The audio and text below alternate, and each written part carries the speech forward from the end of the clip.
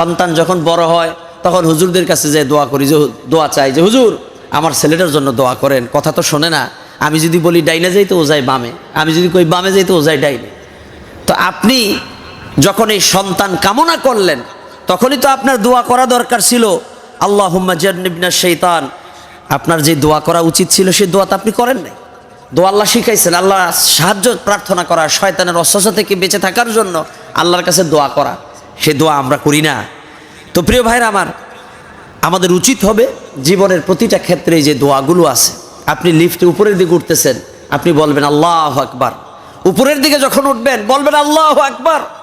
আবার নিচের দিকে যখন নামবেন বলবেন সুবহানাল্লাহ সুবহানাল্লাহ। আপনি তাসবিহগুলো পাঠ করবেন। আপনি গাড়িতে সফরে যাচ্ছেন, আপনি গাড়িতে উঠেই দোয়া পড়বেন। কি নবীজি দোয়া শিখাইছেন কিনা? দোয়া শিখিয়েছেন, বিসমিল্লাহি মাজরাহা ওয়া মুরসাহা ইন্না রাব্বি লাগফুরুর রহিম, বিসমিল্লাহিল্লাযী সাখখারা লানা হাযা ওয়া মা কুন্না লাহু মুকরিনিন। দোয়া আছে কি নাই? দোয়া আছে। দোয়াগুলো পড়তে হবে, অত্যন্ত কার্যকরী। আপনি ঘর থেকে বের হলেন সুস্থ শরীর নিয়ে, আপনি যে বাড়িতে ফিরবেন তার কোনো নিশ্চয়তা আছে? কোনো নিশ্চয়তা নাই। গত দুদিন আগে 11 দিনের বাচ্চাকে গোসল করালাম, আর তাকায়া তাকায়া চিন্তা করলাম এই বাচ্চাটা দুনিয়ায় আসছে 11 দিন, আবার বিদায়ও হয়ে গেল। এই ছোট্ট বাচ্চাটা আমাদেরকে কি মেসেজ দিল? মেসেজ হচ্ছে দুনিয়াটা অস্থায়ী, দুনিয়াটায় বেশি দিন আমাদের থাকা যাবে না। আসার বেলায় যদিও সিরিয়াল আছে, যাওয়ার বেলায় কোনো সিরিয়াল নাই। ছোট্ট বাচ্চাও মারা যাচ্ছে, দুনিয়ার মায়া মহাব্বত, সন্তান বাবা মার ভালোবাসা রেখে বাবা মাকে ছেড়ে দুনিয়া ছেড়ে বিদায় হয়ে যাচ্ছে। তো বহু মেসেজ রয়েছে প্রিয় ভাইরা আমার। তাহলে আমাদের উচিত হবে জীবনের প্রতিটা ক্ষেত্রেই রাসূল করিম সাল্লাল্লাহু আলাইহি ওয়াসাল্লামের শিখানো যে দোয়াগুলো আছে সেগুলো আমাদের বলা, দোয়াগুলো করা। আল্লাহ তাআলার কাছে যখন কাফেররাও কিছু চায় আল্লাহ তা মঞ্জুর করেন। কেমন? ফেরাউন সে নিজেকে খোদা বলে দাবি করত, ঠিক আছে, দিনের বেলায় মানুষদেরকে বলতো আমি তোমাদের খোদা। ফেরাউন খোদা নাকি হুদা? ও হুদা, কারণ ও নিজেও জানে তার কোনো ক্ষমতা নাই। এই জন্য এই ফেরাউন রাত্রেবেলা পাহাড়ের গুহার ভিতরে যাইয়া আল্লাহর ইবাদত করতো, আল্লাহকে ডাকতো, আর আল্লাহর কাছে দোয়া করতো যে আল্লাহ আমি তোমার কাছে তো বেশি কিছু চাই না, আমি তো জানি তুমিই তো আল্লাহ, তবে আমি দুনিয়ার মানুষের কাছে বুঝাইতে চাই না, আমি বুঝাতে চাই যে আমি খোদা, আমি আল্লাহ। এই মিশরের লোকজন যেন আমারে মানে, সেই ক্ষমতা তুমি আমারে দাও। আমি পরকালে তোমার কাছ থেকে কিছুই চাই না, যা চাই সব দুনিয়ায়। আল্লাহ আমার কথায় যেন নীল নদের পানি প্রবাহিত হয়, আবার প্রবাহ বন্ধ হয়, এই ক্ষমতাটা আমাকে দাও। ফেরাউন চুপিসারে রাত্রেবেলা পাহাড়ের গুহার ভিতরে যায় এরকম করে কাঁদতো আর আল্লাহর কাছে দোয়া করত। কার কাছে? আল্লাহ তার দোয়া মঞ্জুর করেছেন। আল্লাহ এই ফেরাউনকে দুনিয়ার যা ক্ষমতা দেওয়ার দিয়ে দিছে। আল্লাহ বললেন যে তোর তো যা দেওয়ার আমি আল্লাহ তোকে যা দেওয়ার দুনিয়ায় দিয়ে দিলাম, পরকালে তোর জন্য কিচ্ছু নাই। আপনারা জানলে অবাক হবেন, এই ফেরাউনের কথায় নীল নদের পানি আসতো আবার বন্ধ হয়ে যেত, কারণ সেটা অর্জন করেছিল কার কাছ থেকে? আল্লাহর কাছ থেকে। ফেরাউন আল্লাহর কাছে চাইলেও পেয়ে যায়। নাস্তিকরা যারা আল্লাহকে অস্বীকার করে, যারা বলে দেয়ার ইজ নো গড, আল্লাহ বলতে কিছু নাই, এই কথা যারা বলে, তারাও যখন আল্লাহর কাছে কোনো সাহায্য চায়, আল্লাহকে ডাকে, আল্লাহ সাথে সাথে সাড়া দেন, আল্লাহ সাথে সাথে দোয়া মঞ্জুর করেন। এই দুনিয়ার জীবন আল্লাহ সবার কথা শোনেন। অমুসলিমরাও আল্লাহর কাছে চাইলে আল্লাহ তাআলা দিয়ে দেন। আল্লাহ তাআলা দেওয়ার ক্ষেত্রে কোনো কার্পণ্য করেন না। এজন্য আল্লাহর কাছে হাত তুললে আল্লাহ সুবহানাহু ওয়া তাআলা কাউকে খালি হাতে ফেরত দেন না। সুবহানাল্লাহ বলেন। বান্দা যখন আল্লাহর কাছে হাত তোলে, আল্লাহর কাছে কোনো কিছু চায়, আল্লাহ বলেন আমি বান্দার খালি হাতে ফেরত দেওয়াকে লজ্জাবোধ করি। বান্দা চাইলে আমি কিছু না কিছু তাকে দিয়ে দেই। সুবহানাল্লাহ। বান্দা আল্লাহর কাছে যা চাইবে আল্লাহ সুবহানাহু ওয়া তাআলা দিয়ে দেন। বাদশা হারুনুর রশিদ অনেক দানবীর ছিলেন। তার সময় একজন ফকির, একজন গরিব এক লোক ছিল। যে লোকটা সারাদিন ভিক্ষা করত, লোকজন বলল যে তুমি এরকম ভিক্ষা করে লাভটা কি, তুমি বাদশার কাছে যাও, বাদশা এমন কিছু দিবে তোমার সারা জীবনের জন্য এনাফ হয়ে যাবে।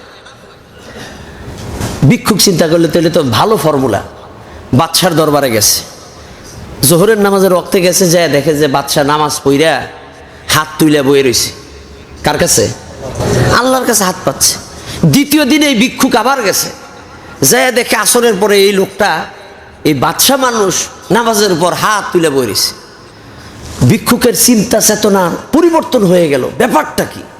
আমি আসলাম বাদশার কাছে কিছু সাহায্য নেওয়ার জন্য, বাদশাই তো আরেকজনের কাছে সাহায্য চায়, এরই তো অনেক কিছু প্রয়োজন, দিয়ে হাত তুলে বয়ে রয়েছে। তাহলে একটা কাজ করা যায়, এই বাদশার কাছে না চাইয়া বাদশা যার কাছে চায় আমিও তার কাছে চাই। সুবহানাল্লাহ। লোকটা ফেরত চলে গেছে। প্রথম দিন ফেরত গেছে, বাদশা জিজ্ঞেস করছে যে একটা লোক দেখছিলাম দাঁড়ায় ছিল, আমার কাছে কোনো কিছু চাইতে আসছিল মনে হয়, লোকটা গেল কই? কই চলে গেছে। দ্বিতীয় দিন ওই লোকটা আসলে তোমরা ওরে বাইন্দা রাখবা। কেন আসলো একটু জানতে হবে। দ্বিতীয় দিন যখন চলে যায় তখন লোকের ওরে বাইন্দা রাখছে। বাদশা নামাজ শেষ করে মোনাজাত শেষ করে এসে বলতেছে, আসলাম আমার কাছে কিছু চাইলাও না, প্রথম দিন চলে গেলা, দ্বিতীয় দিন ফাঁকিবাজি করে আবার চলে যাচ্ছ। ভিক্ষুক বলল যে আমি আপনার কাছে আসছিলাম কিন্তু সাহায্য চাইতে, কিন্তু এসে তো দেখলাম আপনিও একজন ভিক্ষুক, আপনিও আরেকজনের কাছে চান, এই জন্য আমি চিন্তা করলাম আপনার কাছে চাই লাভ নাই, আপনি যার কাছে চান আমিও তার কাছে চাইবো। সুবহানাল্লাহ বলেন। এই পৃথিবীতে যত ভিক্ষুকরা আছে, অভাবীরা আছে, তারা যেভাবে করে দেখবেন আল্লাহর নাম জপে, আল্লাহকে যেভাবে ডাকে, সত্যিকার অর্থে তারা যদি আল্লাহকে ডাকতো তাদের এই ভিক্ষাবৃত্তি প্রয়োজন হতো না। ঠিক কিনা? তারা আসলে আল্লাহকে ডাকে না, তারা লোকদেরকে ডাকলে এ হাল তারা হাল নেই, এ হাল তারা জাল হ্যায়, মাকসাদ তারা মাল হয়। ঠিক কিনা? উদ্দেশ্য এটা না, সে যে লা ইলাহা ইল্লাল্লাহ বলতেছে, আল্লাহকে ডাকতেছে, উদ্দেশ্য তার এটা না, উদ্দেশ্য হচ্ছে মানুষকে ডাকা, মানুষকে ডাকা, মানুষ যাতে করে তার প্রতি নমনীয় হয়ে তাকে কিছু সাহায্য করে, এই জন্য সে এভাবে করে ডাকে। সে যদি সত্যিকার অর্থে মহান রব আল্লাহকে ডাকতো তার সারা জীবন ভিক্ষা করা লাগতো না। সে যেভাবে ডাকে এভাবে যদি আল্লাহকে সত্যিকার অর্থে অন্তর দিয়ে ডাকতো, আল্লাহ তাআলা তার অভাব দূর করে দিতেন। ঠিক কিনা? প্রিয় ভাইয়েরা আমার, হাদিস শরীফের মধ্যে আসছে রাসূল করিম সাল্লাল্লাহু আলাইহি সাল্লাম বলেছেন, লা ইয়ারুদ্দুল কদরু ইল্লা দুআ। তাকদীরের মধ্যে আল্লাহ যা লিখে রেখেছেন, আমার জন্মের আগে আল্লাহ আমার তাকদীরে লিখে রাখছেন কোথায় কি হবে না হবে, এই তাকদীর পরিবর্তন হয় না। তবে হ্যাঁ, একটা মাধ্যমে পরিবর্তন হয়, সেটা হচ্ছে দোয়ার মাধ্যমে। সুবহানাল্লাহ বলেন। অন্য আরেকটি হাদিস আসছে, তাকদীরু লা ইয়ারুদ্দু ইল্লা বিদুআ। নবীজি বলেন, তাকদীর আল্লাহর পক্ষ থেকে যা নির্ধারিত তা কখনো পরিবর্তন হয় না। তবে হ্যাঁ, বান্দা যদি আল্লাহর কাছে দোয়া করে, এই দোয়ার মাধ্যমে তার তাকদীরটাও পরিবর্তন হয়ে যেতে পারে। সুবহানাল্লাহ। তাকদীরে লেখা ছিল 20 বছর বয়সে মারা যাবে, কিন্তু আল্লাহর কাছে সে নেক হায়াত চাইছে, আল্লাহর কাছে দোয়া করছে, আল্লাহর কাছে চাইছে, আল্লাহ তার দোয়া কবুল করে নিয়েছেন। 20 বছরে মারা যাওয়ার কথা, ওই লোকটা এখনো 80 বছর জীবিত। তাহলে বোঝা যাচ্ছে ভাগ্যে যেটা লেখা ছিল ওইটাও পরিবর্তন হতে পারে একটা মাধ্যমে। সেই মাধ্যমটার নাম কি? দোয়া। তবে হ্যাঁ, আপনি উল্টাপাল্টা দোয়া করবেন, সেই দোয়া আল্লাহর কাছে কবুল হবে না। আপনি যদি এখন দোয়া করেন, আল্লাহ হুজুরে তো বলছেন ওয়াজে দোয়ায় যা চাই সবই দিয়ে দিবেন, তা আমি দোয়া চাই আদম নবী যেরকম 1000 বছর বাঁচছে, আমিও 1000 বাঁচতে চাই। হুজুরের আলোচনা শুনে আমার এখন ইচ্ছা জাগছে, শয়তান যেরকম বলছিল যে কিয়ামত পর্যন্ত হায়াত, আমিও হায়াত চাই, মরবই না। এখন এই দোয়া করলে এটা তো সীমা লঙ্ঘন হবে, কি হবে কি না? সীমা লঙ্ঘন হবে কি না?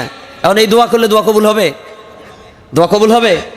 আপনি যদি বলেন যে আমি আল্লাহ আমেরিকার প্রেসিডেন্ট হতে চাই, বাংলাদেশ থেকে বসে আপনি দোয়া করলেন যে ডোনাল্ড ট্রাম্প হয়েছে, কে হয়েছে?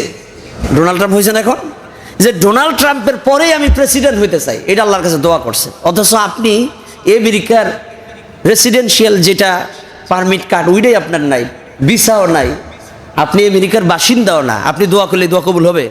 এটা তো আপনি সীমা লঙ্ঘন করলেন। এইভাবে দোয়া করলে হবে না। আরেকজন আসছে যে হুজুর আমার জন্য দোয়া করেন, আমার জন্য ছেলে মেয়ে হয়। বিয়ে করছো? কয় না, এখনো বিয়ে করি নাই।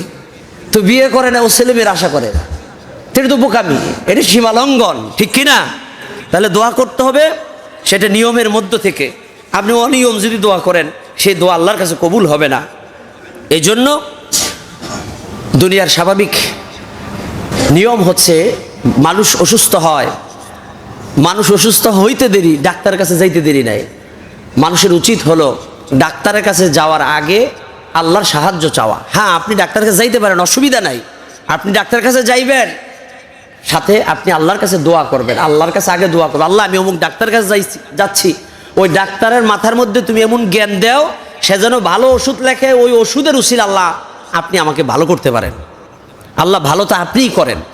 আল্লাহর কাছে দোয়া করতে হবে, দোয়া চাইতে হবে। কারণ হাদিসের মধ্যে আসছে, রসুল করিম সাল্লাল্লাহু আলাইহি সাল্লাম বলেছেন, একজন মুমিন ছোটোখাটো বিষয় নিয়েও সে আল্লাহর কাছে চাইবে। কত ছোট বিষয়! রসুল করিম সাল্লাল্লাহু আলাইহি ওয়াসাল্লাম বলেছেন, লা ইয়াসআলু আহাদুকুম রাব্বাহু হাজাতাহু কুল্লাহা হাত্তা ইয়াসআলুহু শিশআন আলিহি ইদান কতা। নবীজি বলেন, বান্দার উচিত হচ্ছে বান্দার যখন যা কিছুর প্রয়োজন হয় এই প্রয়োজনটা আল্লাহ তাআলার কাছে আবেদন করবে, আল্লাহর কাছে আগে বলবে। এমনকি বান্দার যদি জুতার স্যান্ডেলের ফিতাটাও ছিঁড়ে যায়, মুসির কাছে যাওয়ার আগে সে আল্লাহর কাছে চাইবে, আল্লাহ আমার জুতার স্যান্ডেলের ফিতা ছিঁড়ে গেছে, সেটা আল্লাহর কাছে বলবে আগে। কার কাছে বলবে? আল্লাহর কাছে বলবে।